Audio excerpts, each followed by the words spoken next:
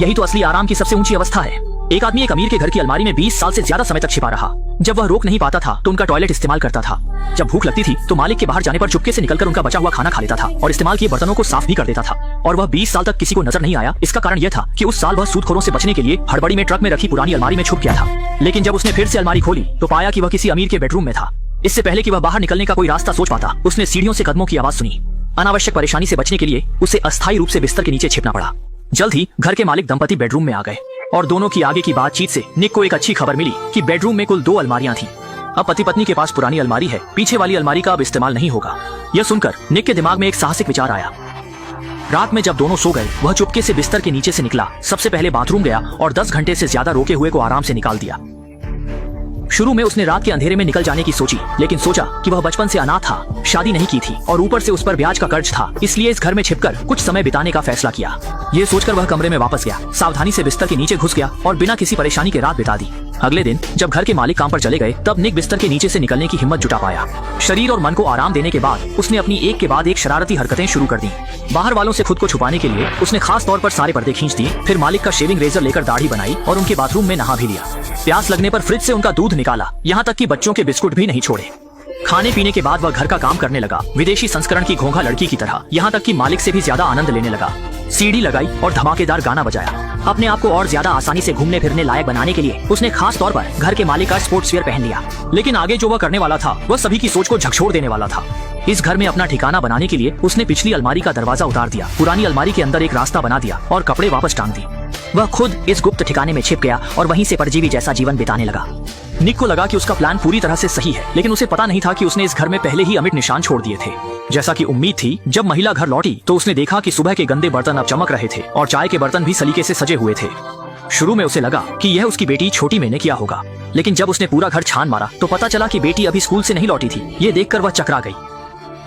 इतना ही नहीं, जब भी वह कमरे में जाती उसे लगता कि कोई उसे देख रहा है। जब उसका पति काम से लौटा तो उसने यह अजीब घटना उसे बताई, लेकिन पति ने इसे गंभीरता से नहीं लिया, क्योंकि पत्नी को मानसिक बीमारी थी। उसे लगा कि पत्नी की तबीयत बिगड़ने से उसकी याददाश्त कमजोर हो गई है और वह किए गए घर के काम को पूरी तरह से भूल गई है। पति की बात सुनने के बाद महिला ने भी इस बात को लेकर और चिंता नहीं की। अगले दिन जब सभी बाहर चले गए, निक फिर से अलमारी से निकला, हमेशा की तरह सारे पर्दे खींचे, फिर फ्रिज से खाना निकाल कर खाया। पेट भर खाने पीने के बाद वह घर का काम करने लगा। आश्चर्य की बात यह थी कि उसने न सिर्फ मालिकन का बेडरूम साफ किया, बल्कि बच्चों का कमरा भी साफ किया, यहाँ तक कि टूटे फर्नीचर की मरम्मत भी की, मानो वह घर का मालिक हो। लेकिन वास्तव में वह सिर्फ यहाँ छिपकर रह रहा एक परजीवी था। जब उसे मालिकों के आने की आवाज सुनाई दी तो वह तुरंत बिस्कुट लेकर चुपचाप अलमारी में वापस चला गया। जल्द ही घर लौटी मालिकन को कुछ असामान्य स्थिति का पता चला। सुबह का अस्त व्यस्त रसोई घर अब एकदम नया लग रहा था, लेकिन उसने इस पर ज्यादा नहीं सोचा। बस यही समझा कि बीमार होने के कारण उसकी याददाश्त फिर से कमजोर हो गई है। उस रात निक को बहुत जोर से पेशाब लगी, इसलिए वह चुपके से अलमारी से बाहर निकला। जैसे ही वह दरवाजे तक पहुंचा, सामने से बाथरूम जा रही शियाओमई से उसकी मुलाकात हो गई। दोनों की आंखें मिली और निक डर के मारे तुरंत दीवार की तरफ पीछे हट गया। जब उसे लगा कि अब वह मरा, तब नींद में चलती और अंधविश्वासी शियाओमई ने उसे महज एक भ्रम समझा और सीधे बाथरूम की तरफ चली गई।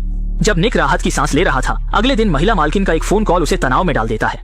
मालकिन ने अपनी माँ को बताया कि घर में कोई तीसरा व्यक्ति मौजूद है। ये सुनकर निक के रोंगटे खड़े हो गए और उसकी रीढ़ ठंडी पड़ गई। जब उसे लगा कि अब वह बच नहीं सकता, तभी मालकिन ने अचानक बात बदल दी। उसे लगा कि यह उसके बहुत साल पहले मृत दादाजी की आत्मा है जो उसके साथ रहने आई है। ये सुनकर निक को जिज्ञासा हुई। वह जानना चाहता था कि मालकिन के दादाजी कौन थे। तो जब पूरा परिवार बाहर गया, उसने चुपके से मालकिन की डायरी खोली, जिसमें लिखी बातें उसके दिल को छू गईं। वह पुरानी अलमारी दरअसल मालकिन को उसके दादाजी ने बचपन में दी थी। जब भी वह दुखी होती, बचपन में मालकिन इस अलमारी में छिप जाती थी, जिससे उसका दुखी मन शांत हो जाता था। और कहते हैं कि जब बात करो तब वह सामने आ जाती है। अगले दिन मालकिन ने अचानक अलमारी खोली और बचपन की तरह उसमें घुस गई। लेकिन उसने जो अगली बात कही, उससे निक डर के मारे लगभग पेशाब ही कर देता। यह बात सुनते ही निक की हालत आधी मौत जैसी हो गई। जब उसे लगा कि अब वह पकड़ा गया है, तभी मालकिन ने बात का रुख बदल दिया। उसने जॉर्ज नाम के एक आदमी का जिक्र किया और उसकी आगे की बातों से निक को पता चला कि जॉर्ज मालकिन का बचपन का दोस्त था। दोनों बचपन के साथी थे, अक्सर अलमारी में छिपकर खेलते थे, लेकिन आखिर में जॉर्ज एक दुर्घटना में मर गया। दरअसल महिला ने निक को जॉर्ज की आत्मा समझ लिया था। उसे लगता था कि घर का सारा काम वही कर रहा है, यहाँ तक कि उसे अपना मानसिक सहारा भी मान लिया। अगले दिन जब निक घर का काम कर रहा था, अचानक कोई घर आ गया। अलमारी में छिपने का समय न मिलने पर निक को दीवार के पीछे छिपना पड़ा। दरअसल शियाओमई स्कूल से भागकर अपने बॉयफ्रेंड के साथ घर आई थी। ये देखकर निक कांपने लगा, सांस भी नहीं ले पा रहा था। लेकिन जो आगे हुआ वह और भी चौंकाने वाला था। शियाओमई लड़के को सीधे अपने कमरे में ले गई। जल्द ही वहाँ से सांसों की आवाजें आने लगी। निक अच्छी तरह जानता था कि दोनों क्या कर रहे थे और इस पर वह बहुत गुस्सा था। हालांकि वह इसे रोकना चाहता था, लेकिन वह खुद एक चोरी छिपे रहने वाला परजीवी था। उसे मालिक के मामलों में दखल देने का क्या अधिकार था। यहाँ रहने के लिए निक को यह सब नजरअंदाज करना पड़ा, लेकिन रात में वह करवटें बदलता रहा और सो नहीं पाया। अब वह खुद को इस परिवार का अभिन्न अंग मानने लगा था, यहाँ तक कि शियाओ मेई को अपनी बेटी की तरह देखने लगा था। शियाओ मेई को गलत रास्ते पर जाने से रोकने के लिए निक ने गहन सोच विचार के बाद आखिरकार एक साहसिक विचार अपनाया। फिर शियाओ मेई के सोने के बाद चुपके से उसके कमरे में गया, बिना किसी को पता चले उसका फोन ले लिया और लड़के को घर पर मिलने का मैसेज भेज दिया। अगले दिन जब सब लोग घर से बाहर चले गए, निक चुपचाप अलमारी से बाहर निकल आया। जैसे ही उसने ताजी हवा के लिए दरवाजा खोला, पड़ोस के बुजुर्ग ने उसे नमस्ते किया। निक को मजबूरी में जवाब देना पड़ा और घबराकर वह तुरंत वापस अंदर चला गया। निक ने घर के अंदर कुछ देर इंतजार किया। आखिरकार शियाओ मेई का बॉयफ्रेंड आ गया। उसने खुद को शियाओ मेई का पिता बताकर लड़के को बैठने के लिए कहा और बातचीत शुरू की। फिर सीधे मुद्दे पर आते हुए उसने कहा कि उसे उन दोनों के बारे में पता चल गया है और लड़के को चेतावनी दी कि वह उसकी बेटी से दूर रहे, वरना उसे इसका खामियाजा भुगतना पड़ेगा। लेकिन लड़का भी ऐसा था जिसे प्यार से कुछ कहो तो मानता नहीं और धमकी से डरता नहीं। उसने निक की चेतावनी को बिल्कुल नजरअंदाज किया और उल्टा निक का मजाक उड़ाया कि वह आखिर है क्या चीज। गुस्से में निक ने सीधे लड़के की गर्दन पकड़ ली और उसे चेतावनी दी कि अगर वह फिर से शियाओ मेई को परेशान करेगा या उससे पैसे मांगेगा तो वह तुरंत उसके पिता को बता देगा। इस स्थिति का सामना करते हुए लड़का झुक गया और वादा किया कि वह फिर कभी शियाओ मेई को परेशान नहीं करेगा। यह कहना जरूरी है कि इस समय निक घर के मालिक से भी ज्यादा मालिक जैसा लग रहा था। शाम को काम से लौटने के बाद महिला मालकिन फिर से अलमारी के पास आकर अपने आप से बातें करने लगी, अपने दिल की बातें बताने लगी। उसके लिए यह अलमारी एक साधारण अलमारी नहीं थी, बल्कि उसकी एकांत क्षणों में एक भावनात्मक शरण स्थली थी, जैसे कोई प्रेमी उसका दुख सुन रहा हो। इसके बाद वह अपने जूते उतारकर पूरी तरह से आराम से बिस्तर पर लेट गई, खुद को सहलाने के सुकून में डूब गई। अलमारी में निक भी बेकार नहीं बैठा था। महिला की आवाज की लय के अनुसार वह अपना सुनहरा दाहिना हाथ चला रहा था। दो अलग अलग दुनिया के लोग इस पल में एक दूसरे को सांत्वना देने का तरीका खोज पाए। अगली सुबह निक ने चुपके से दराज खोली, उसमें से महिला मालकिन का मास्क निकाला, फिर उसके बिस्तर पर जाकर अभी भी गर्म तकिए की गर्माहट महसूस की। कल्पना की कि वह इस समय महिला मालकिन को गले लगा रहा है। अब वह यह भी नहीं जानता था कि क्या वह महिला मालकिन से प्यार कर बैठा है। लेकिन किस्मत का खेल, निक के कुछ दिन पहले की एक काम ने इस परिवार को लगभग बिखेर दिया।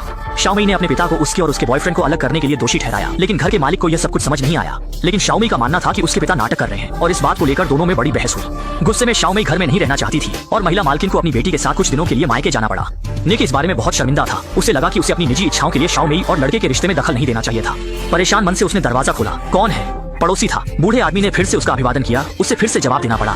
अपनी पहचान के खुलने के डर से वह मजबूरी में वापस घर के अंदर चला गया। दुखी होकर उसने लड़के को माफी मांगने के लिए फोन करने की कोशिश की, लेकिन लड़के ने पहले ही उसे ब्लॉक कर दिया था। इससे गुस्से में आकर उसने अपना फोन तोड़ दिया। लेकिन तभी बाहर से एक पुरुष और महिला की हंसी की आवाजें आईं, लेकिन आवाज महिला मालकिन की नहीं थी। इसलिए उसने धीरे से दरवाजे की दरार से झांका और जो दृश्य देखा उससे वह पूरी तरह हैरान रह गया। उसने देखा कि घर का मालिक किसी दूसरी औरत के साथ बिस्तर पर रंगरलियां मना रहा था। बाहर की घृणित आवाजें सुनकर निक को महिला मालकिन के लिए बहुत बुरा लगा। रात को वह चुपके से अलमारी से बाहर निकला।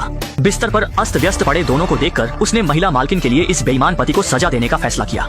जब दोनों उठकर चले गए तो निक फिर से अलमारी से बाहर निकला, कंप्यूटर खोला और बिना निशान छोड़े मारने के तरीके खोजने लगा और उसे सफलता मिल गई। तरीका बहुत आसान था। उसने फ्रिज से 2 मिनरल वाटर की बोतलें निकाली, फिर चाकू से उन्हें आधा काट दिया, फिर बोतलों में कुछ मांस के टुकड़े डाले और बोतल का ऊपरी हिस्सा उल्टा करके रख दिया। दरअसल उसने तैतैया को फंसाने का जाल बिछाया था। कुछ ही देर में बड़ी संख्या में तैतैया बोतलों में आकर्षित हुए। फिर निक ने धुएं से उन्हें बेहोश कर दिया और सभी को कूड़ेदान में डाल दिया। जब घर का मालिक काम से लौटा और कूड़ेदान खोला तो जागे हुए तैतैया तुरंत उस पर हमला कर दिए। तैतैया के झुंड के शक्तिशाली हमले में घर का मालिक जल्द ही मरणासन्न हो गया, जबकि निक बगल में बैठा ठंडे भाव से देखता रहा जब तक कि घर का मालिक पूरी तरह से मर नहीं गया। लेकिन तभी बाहर से महिला मालकिन के घर लौटने की आवाज आई और वह जल्दी से अलमारी में वापस चला गया। जब महिला मालकिन ने जमीन पर अपने पति को देखा तब तक बहुत देर हो चुकी थी। महिला मालकिन इस तरह विधवा बन गई। इसके बाद निक और भी बेलगाम हो गया। अब वह सिर्फ अलमारी में छिपकर रहने से संतुष्ट नहीं था, इसलिए जब भी महिला मालकिन गहरी नींद में होती वह चुपके से उसके बिस्तर पर चढ़ जाता और उसे पकड़कर सो जाता। उसे नहीं पता था कि महिला मालकिन सो नहीं रही थी, लेकिन उसने अप्रत्याशित रूप से यह सब स्वीकार कर लिया, जैसे वह पहले से ही निक की मौजूदगी के बारे में जानती थी। अंत में निक ने सफलतापूर्वक घर पर कब्जा कर लिया और फिल्म यहीं समाप्त हो गई।